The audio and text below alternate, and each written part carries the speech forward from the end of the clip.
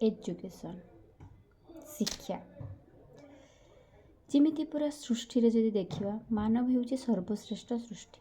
तेणु मानव जीवन रे जो पाशविक प्रवृत्ति को त्याग करी मनुष्य रे परिणत हुए से केवल शिक्षा द्वारा संभव हो पारे।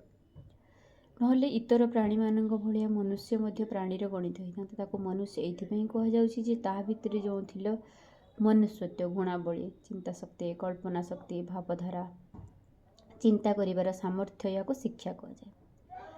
शिक्षार आइटमोलॉजिकल मीनिंग ऑफ एजुकेशन शिक्षार विकृतिगत अर्थ। तेणु शिक्षा शब्दटा को जदि आमे कहिबा शिक्षा जो शब्द कहूचे से शब्दटा संस्कृत रे जो सास धातु आसी अछि।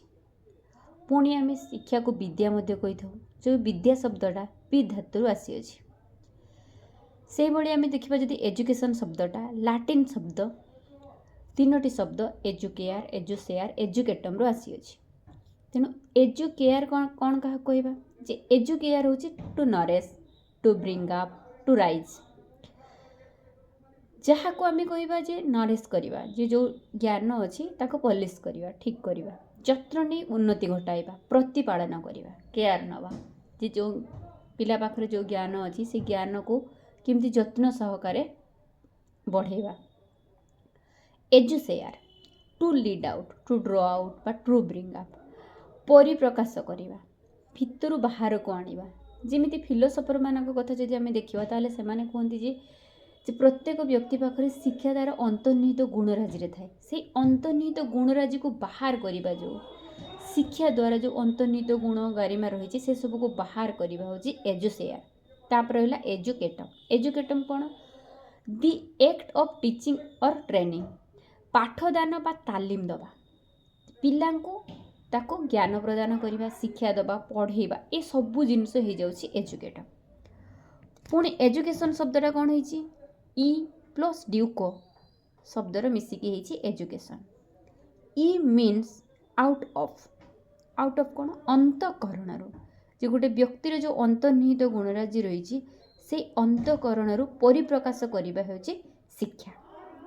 ड्यूको मीन्स कौन टू लीड परिप्रकाश करबा टाणी बाहर करबा जो गोटे शिक्षा भितर गोटे पिला भितर जो अंतर्निहित गुणराजी गुड़िक अच्छी से सब को टाणी बाहर करबा होछि शिक्षा।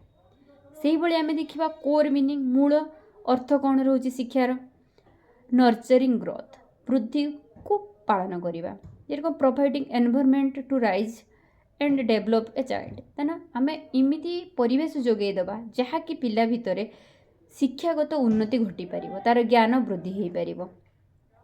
पुणी ड्रॉइंग आउट पोटेंशियल संभावना बाहर करबा जे गोटे व्यक्ति पाखरे जेतिकी संभावना अछि जेतिकी ज्ञान अछि ताको कोन करबा रीडिंग आउट इनर पावर जो गोटे शिक्षार्थी बा गोटे पिला भितरे जो अंतर्निहित गुणराजी रहिछि एबिलिटी रहिछि इनहेरिडेंट क्वालिटी रहिछि से सब जिनिस को बाहर करबा शिक्षा माध्यम रे।